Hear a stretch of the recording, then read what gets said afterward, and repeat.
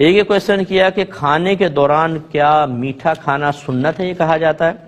جی یہ اس طرح کہنا صحیح نہیں ہے۔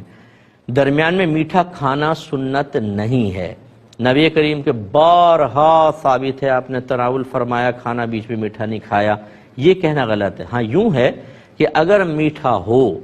تو اس کے شروع اور آخر میں نمکین کھانا سنت ہے، یہ آپ کہہ سکتے ہیں۔ سرکار جب میٹھا تناول فرماتے اس کو درمیان میں رکھتے اور شروع اور آخر میں نمکین تناول فرماتے، یہ تو ہے۔ لیکن یہ کہنا میٹھا کھانا کھانے کے دوران میٹھا کھانا سنت ہے، اس کا مطلب تو یہ ہے کہ 6 لقمے کھائے، 12 لقمے کھانے تھے، 6 کھانے کے بعد کھیر کے 2 چمچے کھاؤ، پھر 6 لقمے کھاؤ تاکہ بیچ میں میٹھا کھانا سنت پورا ہو، ایسا نہیں ہے۔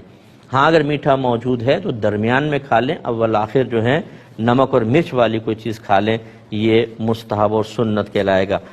کیا کھانے کے فوراً بعد واک کرنا سنت کریمہ ہے؟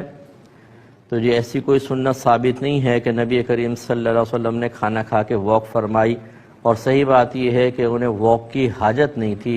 اس کھانے کو ہضم کرنے کے لیے، کیونکہ کھانا ہی اتنا قلیل سرکار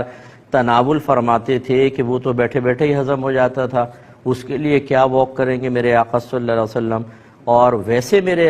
آقا صلی اللہ علیہ وسلم اکثر پیدل سفر فرماتے تھے، جیسے دور نہیں جانا تو علاقے میں پیدل ہی آپ چلتے تھے۔ تو ویسے بھی میڈیکلی پوائنٹ آف ویو سے اگر آپ دیکھیں تو ڈاکٹرز کھانے کے فوراً بعد واک کرنے کو منع کرتے ہیں، اور اکثر میرے آقا صلی اللہ علیہ وسلم کے اعمال و افعال اور آپ کی سنن کا اگر تجزیہ کیا جائے، اسے موجودہ جو میڈیکلی ریسرچ ہیں ان پہ پرکھا جائے تو آپ یہ دیکھیں گے کہ میرے آقا صلی اللہ علیہ وسلم پر کہ کسی بھی قول اور فعل پر، کسی بھی عمل پر کوئی تنقید نہیں کر سکتا، وہ عین طب کے مطابق ہیں۔ تو چنانچہ یہ ویسے بھی جب ڈاکٹرز منع کرتے ہیں کہ کھانے کے بعد واک کرنا منع ہے، تو اس کا مطلب یقین ہے کہ سنت سے بھی چیز ثابت نہیں ہوگی انشاءاللہ، کیونکہ نبی کریم صلی اللہ علیہ وسلم کا کوئی بھی عمل ایسا نہیں تھا جو میڈیکلی پوائنٹ آف ویو سے بھی ہمارے لیے نقصان کا باعث بنتا۔